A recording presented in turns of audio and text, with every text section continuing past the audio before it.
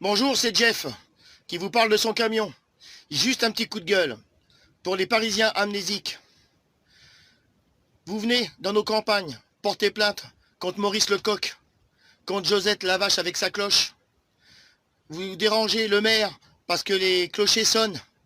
Vous emmerdez le monde parce que ça pue dans nos campagnes. Pourquoi vous y venez? Vous désertez Paris pour le coronavirus et venez polluer nos campagnes qui étaient si pures. La honte à vous.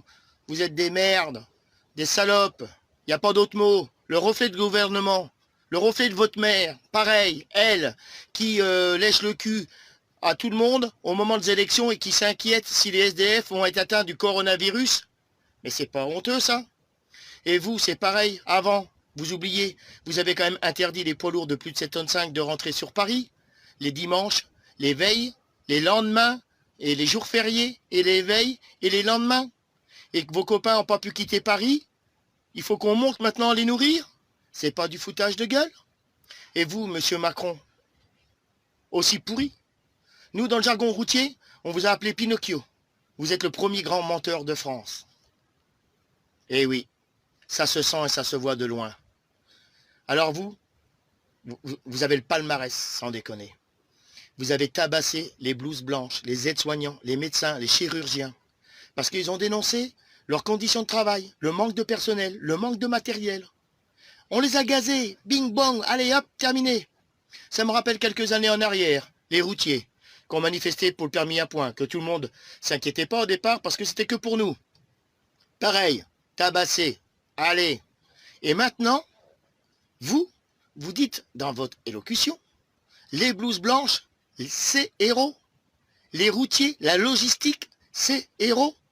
Et c'est pas du foutage de gueule, ça? C'est pas prendre les gens pour des cons? Ben, j'ai bien peur que si, quand même. Alors non seulement derrière ça, vous nous préparez en plus un gros crack boursier. Vous allez éponger la dette de la France en faisant ça, et les pauvres gens comme Marcel qui ont cotisé pendant des années et qui ont que 750 retraites, ils vont perdre combien? 10, 15, 20% de leur valeur? C'est honteux. C'est honteux. Ces gens-là, ils se sont battus en mai 68 pour des droits. Ils sont descendus dans la rue. C'est les mêmes personnes.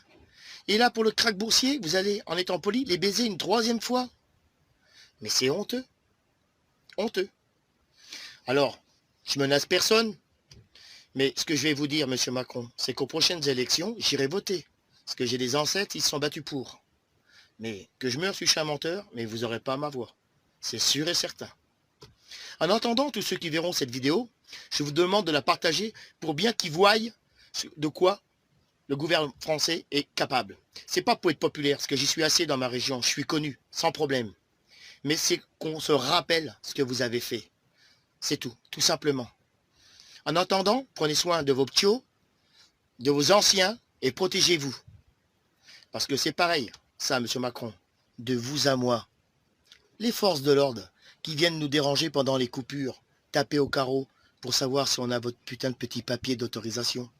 Vous croyez que ça nous fait plaisir de se balader avec 25 tonnes de camelote derrière? Ils s'inquiètent pour ma santé? Non, monsieur Macron, non. Le portefeuille et leur quota d'amende, tout simplement. Allez, à tout le monde, prenez bien soin de vous, et puis j'espère pas vous voir dans ces mêmes conditions.